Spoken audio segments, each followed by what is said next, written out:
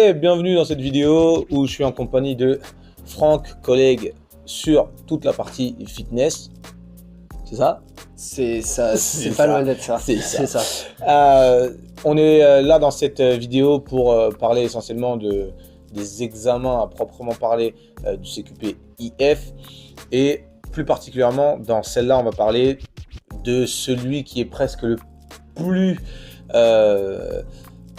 celui qui demande le plus d'attention et le plus de travail constant. On parle de UC 1.4. Alors, qu'est-ce que ça veut dire UC 1.4, boss? L'UCM, ça va faire partie de tout ce qui est réglementation des ERP. Ok. Donc, les règles de sécurité qui sont liées à notre centre ici de remise en forme ou box de CrossFit ou quoi que ce soit, puisqu'il y a forcément plusieurs types de RP en fonction de l'activité dans laquelle on se trouve. Il y a des ERP pour les crèches, la restauration, le milieu hospitalier, etc. Donc nous, on s'intéressera bien entendu plus sur cette UC1 à la réglementation sur les salles de sport, on va dire en général. Ok, donc ça c'est un bout de l'examen. Si jamais tu n'avais pas compris et que je ne l'ai pas dit, c'est fort probable. UC 1.4, c'est la création d'un mémoire quelque part en vue de l'analyse de ta structure et d'un événement que on t'aura demandé de créer pour la structure dans laquelle tu fais ton stage. Ok, mais une fois que on a parlé des ERP, qu'est-ce qu'il y a d'autre à voir au final dans UC 1.4? C'est quoi le but final sur UC 1.4? À mon sens, je pense que l'UC1.4, ça permet à des stagiaires que nous avons qui voudraient créer leur centre de savoir qu'il y a des obligations dans l'ouverture d'une salle, donc l'aspect sécuritaire. Combien je dois avoir d'instincteurs en fonction du mètre carré dans lequel je suis, tout ce qui va faire que la commission de sécurité qui va vous contrôler fasse en sorte que vous puissiez ouvrir votre centre parce que vous êtes aux normes, que ce soit avec tout ce qui est accessibilité PMR, donc personnalité à mobilité réduite, comme tout ce qui va être organe de sécurité, d'accord, et la législation autour de tout ça.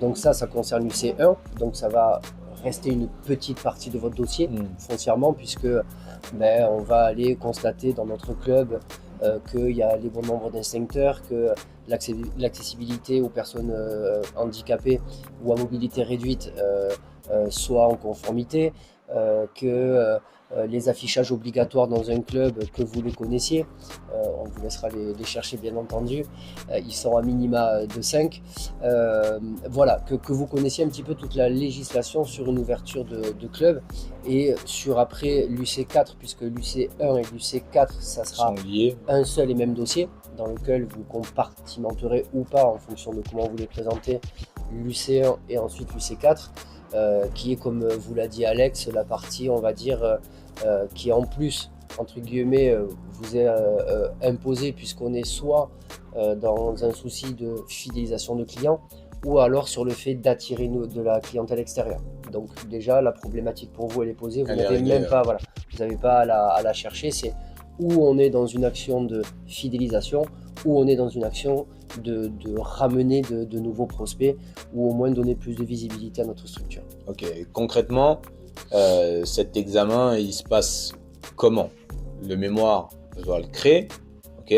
Donc ça veut dire que physiquement, à la fin de mes 6 mois, ou en tout cas jusqu'à la date de mon passage de cette unité capitalisable, cette thématique, on va l'appeler comme ça, j'ai la possibilité de modifier mon mémoire tout au long des 6 mois. Pour une fois l'avoir rendu, qu'est-ce qui se passe? Une fois l'avoir rendu, forcément le jury va l'examiner, et ensuite viendra votre certification.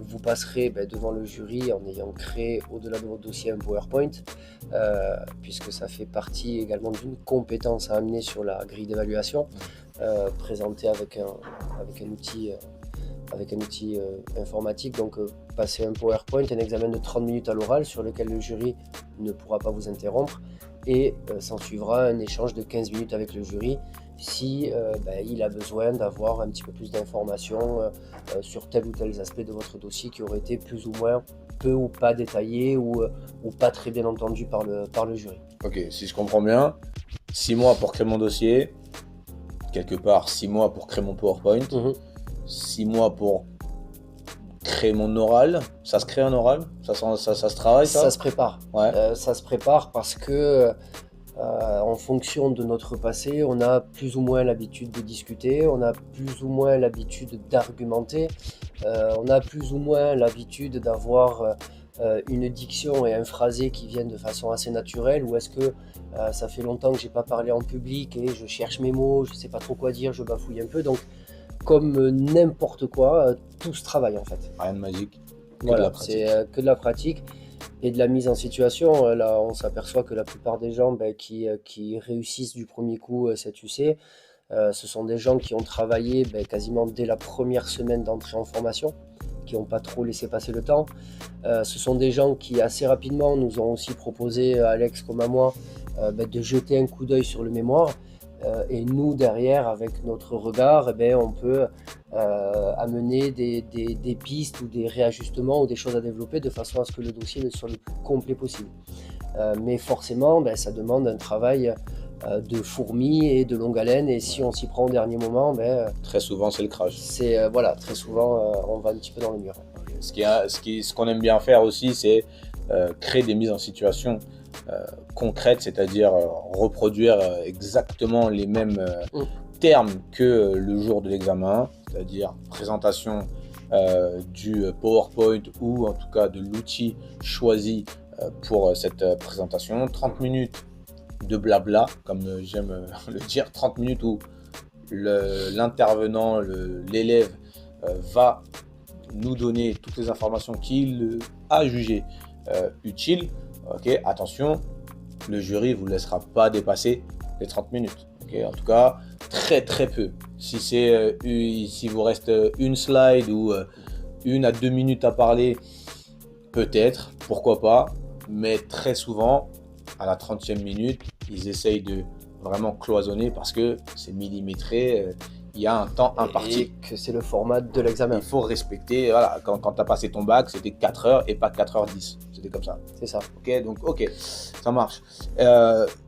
Puisqu'on est formateur, on peut leur donner des petites pistes, peut même des tips pour travailler au mieux la création du mémoire et travailler au mieux sa capacité à l'oral.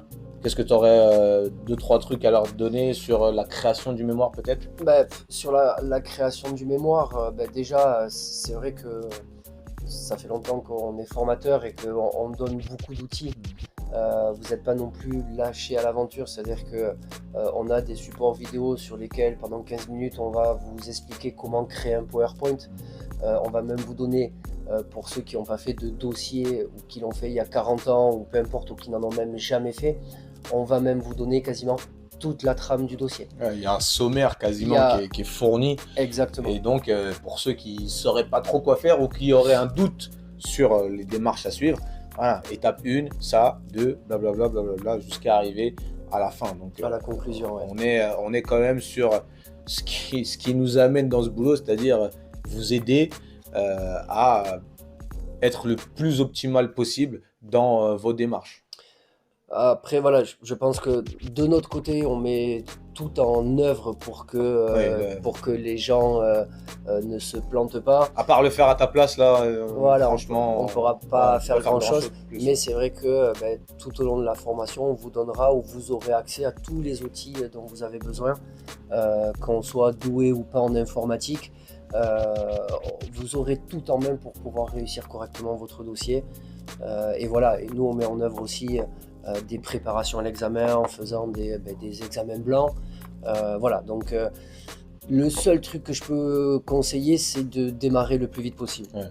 En règle générale, la première semaine de formation, on aborde déjà les ERP. Donc à partir du moment où la première de formation, si la semaine d'après vous commencez votre stage en entreprise, déjà cet aspect UC1, on peut déjà le caler en 24 heures. Ouais. Je fais le tour de ma structure, je prends tous les organes de sécurité en photo par rapport à ce qu'on a vu en cours, et au moins votre dossier, votre partie UC1 est bouclée de façon très rapide, et comme ça après vous allez vous focaliser que sur la partie, on va dire, un petit peu plus lourde, qui est la création de votre événement. C'est ce qui fait réellement le fondement même de cet examen, d'accord? Le fait que tu te sois renseigné sur les ERP, que ta box ou ton centre de remise en forme soit ERP YZ, bon, ok, super, voilà, ça t'a pris 20 minutes dans toute ta formation. C'est pas sur ça qu'on va être le plus regardant, c'est surtout sur comment tu as mis en place ce fameux événement, quel qu'il soit, que ce soit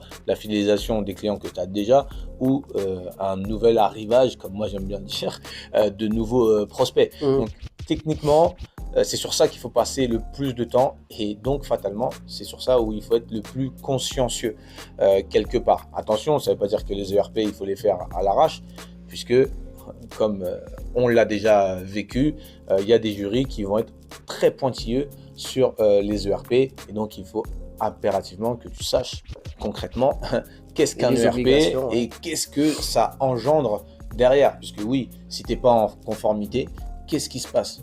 On est dans un pays de législation, comme je pense que tu le sais. S'il te manque des papiers, derrière, forcément, il y a un risque de sanction. Et quand tu es chef d'entreprise ou que tu es tout simplement une entreprise, c'est vraiment pas ce que tu as envie de viser. Donc, faire attention à tout ça. Ok. Concrètement, maintenant qu'on a parlé des ERP, pour l'UC4, le fond du fond, l'action à mener dans sa structure, qu'est-ce qu'on voit le plus souvent et qu'on aimerait bien voir, en tout cas qu'on aimerait voir disparaître dans l'idée d'événements chez nos élèves? Bref, après... Quand on peut, je sais, on pense à la même chose, c'est pour ça que je te dis ça. Après, forcément, on ne peut pas réinventer la roue, on ne peut pas trouver l'événement parfait que auquel jamais personne n'a pensé à faire, etc. Donc, très souvent, on est sur des portes ouvertes, et très souvent, on est sur des compétitions dans les box de CrossFit. Ça peut, c'est une possibilité, c'est un peu redondant. Je le dis en tant que formateur et en tant que jury à certains moments, c'est un peu choisir la facilité.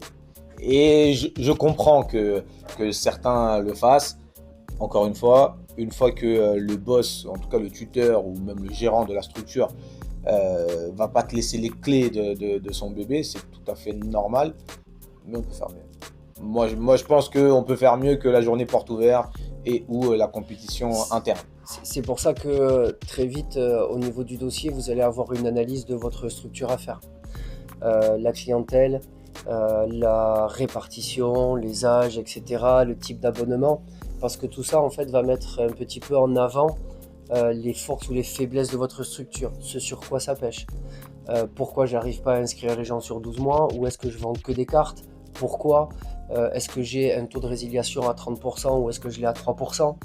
Donc, plus vous allez avoir une analyse un peu fine de votre structure et le contexte dans lequel elle est, et mieux derrière, vous allez pouvoir peut-être trouver quelque chose qui sorte un petit peu du commun, d'accord? Trouver des actions, ça peut être n'importe quoi. La fidélisation, ça peut être, vous pouvez très bien créer un protocole de suivi client.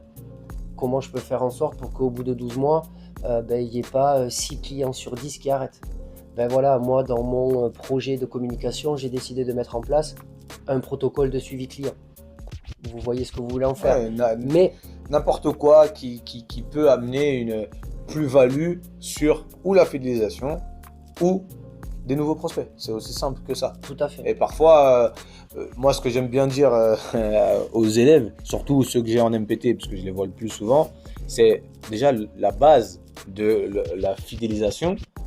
Ça reste quand même que les coachs soient formés et soient, entre guillemets, au clair avec ce qui se passe actuellement. Donc, ne serait-ce que d'avoir des coachs performants ou d'une certaine qualité va amener une fidélisation, puisque on va savoir que quand c'est coach Rachid ou coach Bernard, bah, chacun a plus ou moins sa perception du coaching ou tu appelleras ça comme tu veux, son œil, mais ont le même critère qualité. Ils ont la même un petit peu vision de la prise en charge d'une certaine manière.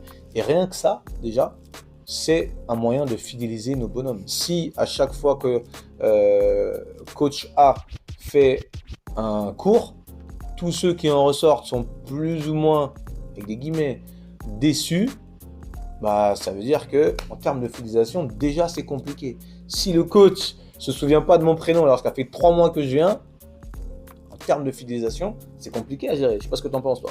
Ah, mais de toute façon, oui, comme n'importe qui, on a tous besoin de reconnaissance. Donc, C'est clair. quand je fréquente ma salle de muscu 2 fois par semaine, j'aimerais au moins, voilà, je demande pas grand-chose, mais au moins qu'on connaisse mon prénom.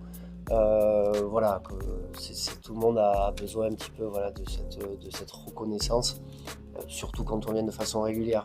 Qu'on ne connaisse pas le prénom d'un gars qui vient toutes les 4 semaines, etc. C'est déjà différent, et encore qu'on devrait. On devrait le Bien connaître sûr. puisqu'il y a normalement un suivi sur les non-fréquentants. Donc voilà, il y a, je pense, effectivement pas mal de choses à mettre en place, mais à partir du moment où on s'y prend pas au dernier moment. C'est clair. Après, ce qu'il faut être aussi, Alex venait d'en parler, c'est que le gérant, quand il a créé sa boîte depuis 10-15 ans, donner la responsabilité d'un événement à un stagiaire qui pourrait, entre guillemets, si c'est pas réussi, ternir un peu l'image de la boîte, ça C'est devient compliqué. très compliqué. Donc, ce qu'on conseille aussi très souvent, c'est d'avoir un premier plan A, un plan B, un plan C, un plan D. Les gars, il y a jusqu'à Z. Hein. Le Faut mieux, avoir toujours un plan de secours pour au cas où ça plaît pas, quoi. ben, souvent, vous allez aller voir votre gérant ou votre tuteur, vous allez vous dire, ben, j'ai ça comme idée, il va dire non, moi ça me plaît pas. Donc il faut que vous puissiez rebondir assez vite sur une nouvelle idée, ou sur, voilà, il faut que de votre cerveau germe 2-3 petites étincelles pour vous dire ouais, ben, et puis surtout le gérant il connaît sa société, mais montrez-lui que vous avez analysé comme il faut voilà, sa clientèle, etc., et que votre idée vient d'une analyse un peu profonde et aboutie, Une réflexion. et Voilà. vraiment d'une réelle réflexion. J'aime bien mettre un petit peu cette analogie. C'est comme quand tu achètes une voiture.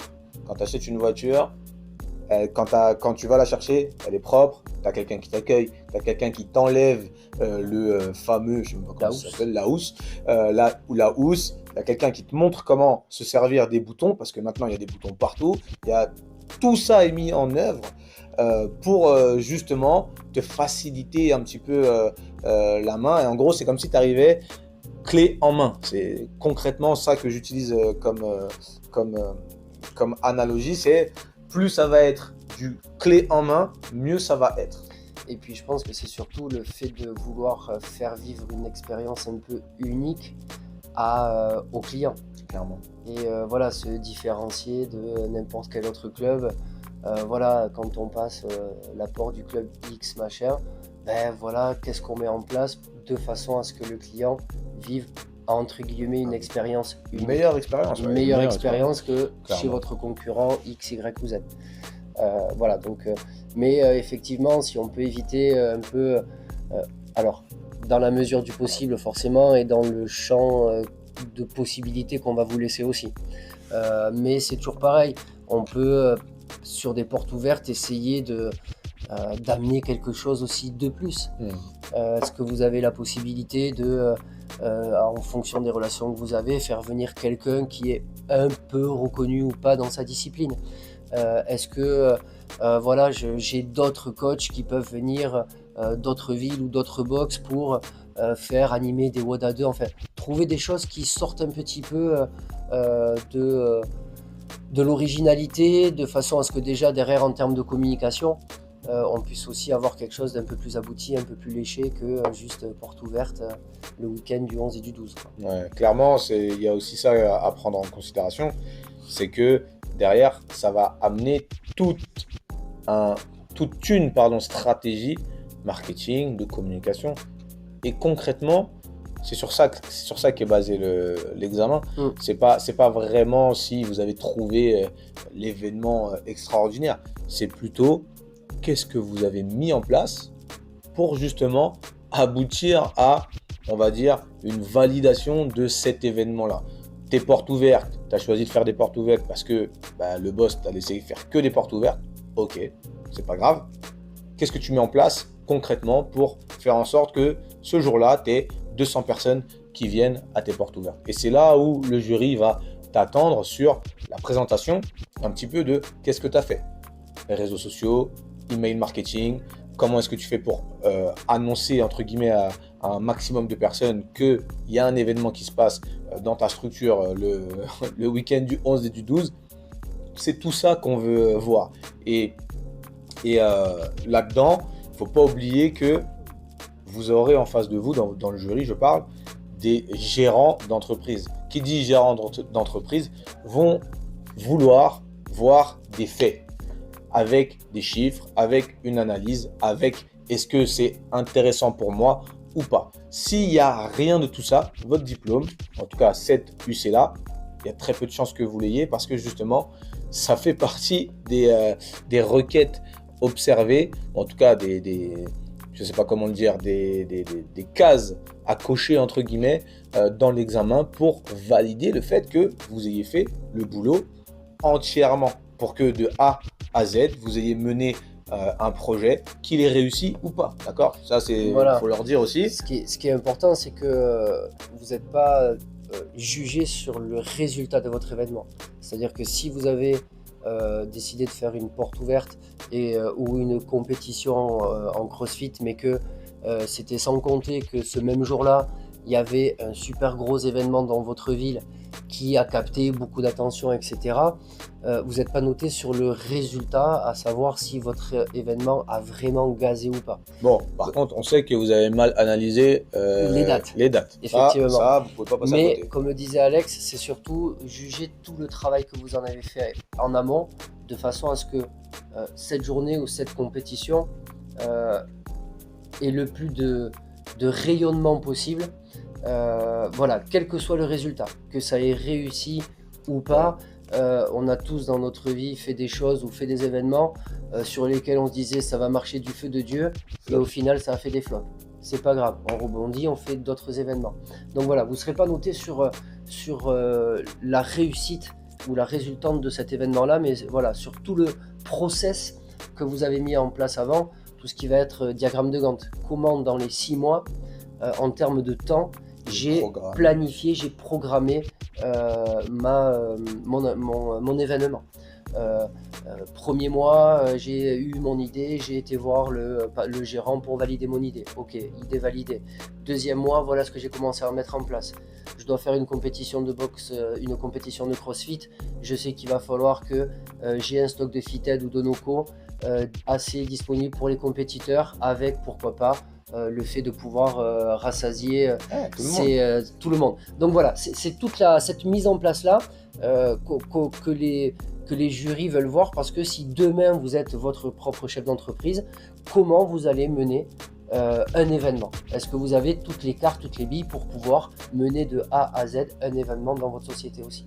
Que ce soit logistique, que ce soit communication, que ce soit attrait de tous les individus, le type de public choisi, etc. Voilà, c'est tout ça vraiment que le jury va s'attendre de voir pendant votre présentation orale qui dure 30 minutes. Attention, sur le papier, 30 minutes, c'est lent. Quand on parle, ça va très très vite. Surtout comme moi, quand on parle beaucoup, ça va très très vite. Donc, ce qu'il faut faire aussi, c'est s'entraîner majoritairement à la maison, ok, devant un miroir, avec des potes, même, ou tout simplement se filmer pour voir combien de temps je mets et si j'ai réussi à tout faire. Tu as d'autres techniques à leur proposer en plus de ça pour s'entraîner à l'oral, mis à part quand ils sont avec nous et que on fait des examens blancs. Très souvent, moi, comme je dis, parce qu'en MPT ou en small group, vous avez affaire à au moins un examen, des groupes de 5-6. Ouais. Dans le fitness, on est à plus de monde dans les cours. Donc je leur apprends, même chez eux, s'ils n'ont pas la possibilité, ils vivent seuls ou peu importe, je me mets devant un miroir et je visualise tant de personnes en face de moi. Et je fais mon discours. est-ce que je suis fluide, pas fluide, est-ce qu'à un moment donné j'ai loupé quelque chose, etc. Donc voilà, c'est vraiment la mise en situation avec n'importe quoi, n'importe qui. Même parler à une chaise de façon assez sérieuse, alors voilà, je vais vous présenter tel et tel truc. Alors ça a l'air anodin et un petit peu bête à dire, mais plus on s'entraîne sur ce qu'on a à dire, et mieux c'est. Parce que le jour J, on se sera tellement entraîné avant, on se sera tellement rendu compte qu'on a commis certaines erreurs, que forcément après on ne les fait plus. Et que voilà, on a un discours qui est fluide, on sait très bien qu'à tel moment on va aborder tel sujet, on a timé, au bout de 6 minutes mes ERP c'est terminé, je passe à une autre présentation, je mets tant de temps sur l'étude de la clientèle, les abonnements, les activités, etc. Parce que très souvent on fait un gros laïus de toutes les activités qui sont proposées dans le club et on se rend compte que finalement il va nous rester entre 5 et 7 minutes pour parler du fond. Du fond. Donc voilà, s'entraîner, ça permet de savoir sur quoi je passe du temps, sur quoi j'en passe moins, ou sur quoi j'en passe quasiment pas du tout. D'accord ? On peut parler de choses sur 1 minute, au moins les évoquer, et montrer au jury que vous avez abordé tel ou tel sujet. Donc voilà, mis à part l'entraînement, que ce soit avec n'importe qui, un ami, vos parents, n'importe qui. Le chat. Le mieux reste quand même de s'adresser à quelqu'un qui connaît absolument pas ce que vous voulez faire. C'est le must. Je pense que vraiment ça, c'est le must pour savoir si tu arrives à transmettre un message. Si la personne derrière a compris ce que tu as fait, tu as gagné. C'est gagné. À mon sens, c'est ça. Si ça paraît fluide et que la personne a compris tout ce que vous avez fait comme recherche sur la clientèle, il sait à peu près qu'il y a plus d'hommes que de femmes, comme derrière votre action, c'est comment je peux amener plus de femmes dans mon club, etc. Voilà, c'est toute cette démarche-là et je pense qu'à mon sens, il vaut mieux le faire avec quelqu'un qui connaît absolument rien de ce que vous faites. Clairement. Bon, on a fait à peu près le tour, hein. De toute manière. Si tu fais partie de nos élèves ou si tu fais partie de quelqu'un qui passe le CQPIF et qui ne sait pas trop si son format ou son sommaire est bon, souviens-toi, on a une vidéo où Didier montre comment créer un PowerPoint. Alors, c'est pas le PowerPoint le plus beau du monde, mais c'est pas l'intérêt de l'objectif. Voilà, l'objectif c'est d'avoir un support sur lequel tu vas pouvoir t'appuyer pour amener une compréhension la plus optimale possible à ton jury. Et dans cette vidéo-là, YouTube, tu as le sommaire global que on retrouve toujours dans les mémoires depuis l'ouverture de Damalis, quasiment, ça fait bientôt 15 ans. Donc, tous ces mémoires-là ont réussi à obtenir la carte pro. Donc, il n'y a pas de raison que ça ne marche pas pour toi.